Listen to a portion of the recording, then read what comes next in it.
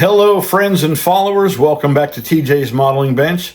I hope everyone had a wonderful, safe Thanksgiving that you spent with family, friends, or family and friends. And I hope everyone stayed safe and got a full belly.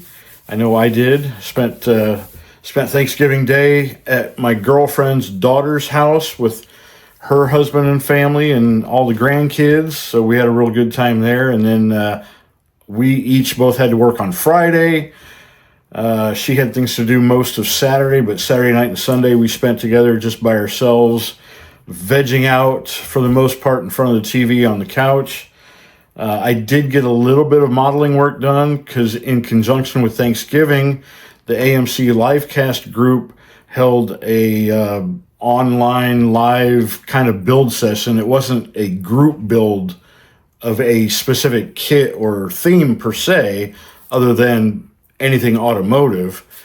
So we just kind of all got online and, sat and worked at our benches and chit-chatted and showed off what we were working on. They did that Thursday, Friday, Saturday, and Sunday in 4-hour segments throughout each day. So I got on a couple of times when I had some free time and got a little bit of work done. So let me show you what I got done, and we'll talk about a community question that was asked recently on another channel. All right, so give me a second to turn this camera around, and we'll get started. I decided to set my short track group build models aside momentarily and start working on my USACC Camaro, primarily because the dirt track or the short track group build doesn't end until late in July next year, and the USACC build ends in mid-March, and I've got quite a bit more left to do to this than I do those, so focused my attention on this for the time being. And as you can see, I have removed both driver and passenger doors. The trunk is still in place, however, it is nearly cut free. And what's holding me up is how I'm going to do the hinging, which, hinging is not really that difficult, but I'm trying to make it as prototypical as I can. And I'm not much of a metal worker. Most of my hobby experience is in balsa and plywood and plastic. So working with metals is a little newer and a little daunting to me. But I have this brass channel. I guess that's about maybe 3/32 thick. So it's either, they call it a U channel or a C channel. Anyhow, I annealed it and I thought I could bend it in a way that keeps the open end of the channel exposed and bent around, but you can see it broke on me. So that's not going to work. I have some thin brass sheet that I might be able to also work with and create my shape. I don't know that I have the proper tools for doing that. I don't have good shears that work on metal like this. I've got some shears, but it's for actually bigger, thicker tin. So I don't know how well it would work on this smaller brass stuff. So I'm still thinking about that. I may have to place an order with Micromark for some good tools to work with. I have some small pliers and things that kind of work, but I don't know that they're the best for it. Anyhow, so moving on from there, the interior tub, body out of my way. All right, so you can see I've started hinging for the door panels. And again, most guys probably do this with brass rod and tubing and blah, blah, blah. And soldering. Soldering is another skill that's rather lacking on my part and daunting in the same token. So rather than using brass rod and tubing, I have some styrene square tubing. So this is 3/16 square, and the inner piece is 1/8 inch, and it's a telescopic fit. And what I did Well, all right, let me back up a little bit. So we removed the door panels from the body. Now the interior door panel, door card, whichever you want to call it, is a separate piece that gets applied to the interior tub. And the interior tub has just blank walls, driver and passenger side, and then you add these interior pieces, which are originally one piece.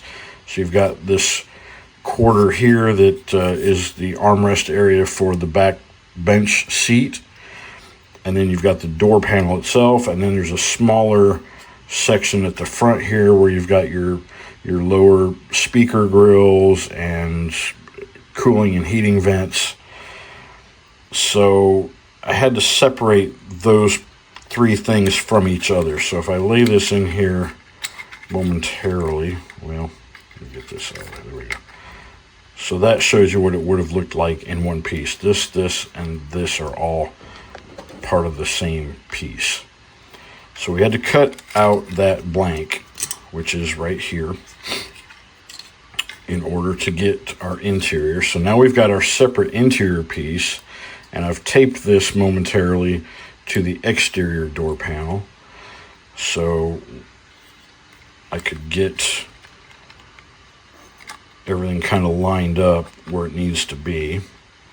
All right, so my hinge, again, I used this square tubing, and on this side, of course, I've already primed and mostly painted this, but so here is our piece of 3/16 square that goes from here to actually here, and then I cut away this one side of it, and then I actually notched it slightly even right in this area so that when the door opens, that exterior door panel can go in a little bit.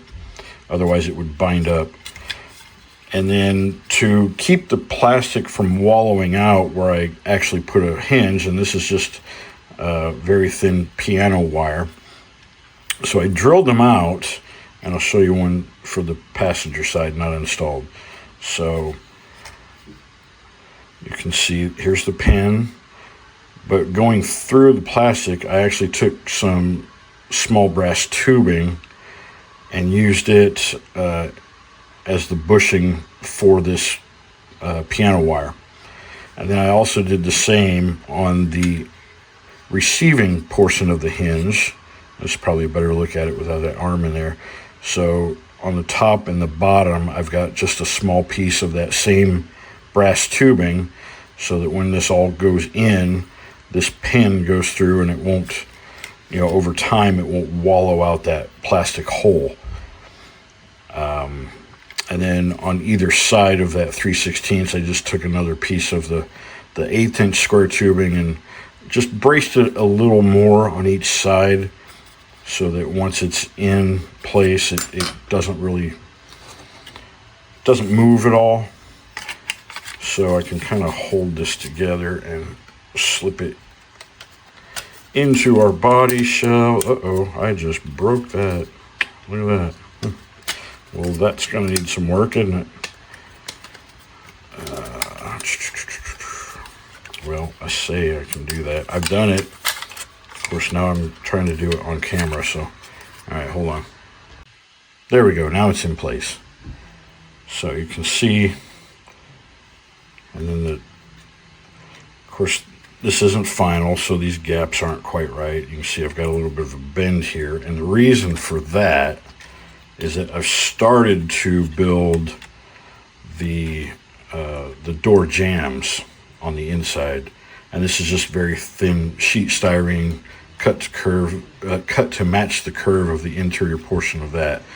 And clearly I need to trim away some of that because it's bulging the sides a little bit. In fact, you can see it real well here. It's probably why that broke. Put a little stress on it. So that'll need to be fixed, and it's bowing it this way. So some guys make this look really easy, and unfortunately it's not. It's not easy to make these modifications without a lot of trial and error and fitting and removing and fitting again. So, and then What else have I done? Okay, let me set that aside. I'll do that off camera. Oh, the steering column. So, the steering column doesn't look bad out of the box, but the turn signal lever and then what I assume is the tilt adjustment lever, they just look too large and out of scale to me. The knob on the end is okay, but the actual stick or shaft, whatever you want to refer to it as, they were too thick. So I cut the ends off. Actually, I cut them all the way off and then cut the ends off of them, and replaced those sticks with, what size is this? This is an insect pin, and we are looking at, hang on, a number 0 insect pin. So they're very thin, but I just cut off the cap end of it. And then this is the end that is on the original kit piece. I just cut it off, drilled a hole in the bottom to stick our pin into with a little bit of epoxy glue. And I actually did turn this a little bit in a little cordless drill and sanded it just to make it slightly smaller. I think it looks much better now. And then we've got where these were mounted, I've drilled holes in the side of the column so that they can be reattached. Of course, this is not painted yet. That's why it's still white, but you get the idea. But anyhow, so primer and then paint. I was kind of surprised to see in the kit that the gauges, there are no decals for the gauges. So that's going to be fun to try to paint. Yeah, so that kind of catches us up for the moment. Still a lot of work to do, though. Recently, Jason Hanscom over at Blue Ox Model Shop had a viewer subscriber make a comment on one of the videos he made where he was showing the contents of the recently published, I think it's called Contest Cars. Maybe it might be Fine Scale Modeler that produced that. I don't recall offhand. Anyway, several of the content creators do that. They'll get their magazines and they'll show it, on video, and they'll go page by page and show different parts of what's in the magazine. And in this case, it just happened to be the Contest Cars publication. But basically, the viewer asked if showing the magazine like that on video was good for the publisher or if it was a hindrance for them as far as sales might go.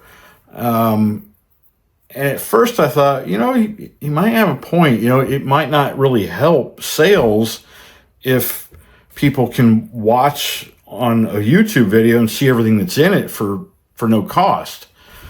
But after thinking about that a little bit more, you don't really see it in close detail.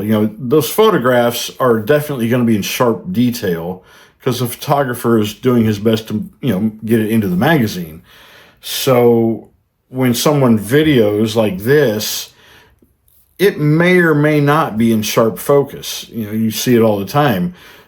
Guys will hold up something to the camera and it's not in focus, and you move back, and all of a sudden it's in focus for a moment, and then they move and now it's out of focus again. So yeah, you get an idea. You get a good idea of what's in the magazine. And if it's a magazine with an article or several articles, you're not going to read that in the video. You may see portions of that written article and you could freeze frame it and, maybe read it, but you're not getting the whole thing that way. So I actually don't think it really hurts the publisher for content creators to show magazines like that.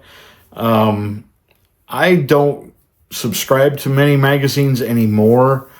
Years ago, when I was more into RC aircraft modeling, I had subscriptions to at least 3 of the major publications that dealt with RC aviation. In fact, I got published in a few of them, both photography and a couple of events that I covered.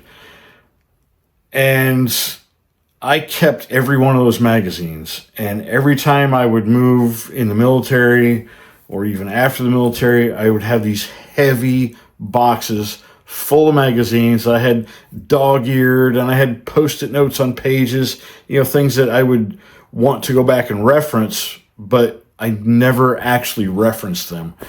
So eventually I got wise, and I threw them all out. I mean, these are magazines that went back 20 plus years, and I was hauling them around all this time and not ever looking at them again, honestly. So I kind of quit doing the subscription thing. And of course, now with social media and the internet, I think I get more out of online content than I would in a magazine nowadays anyway.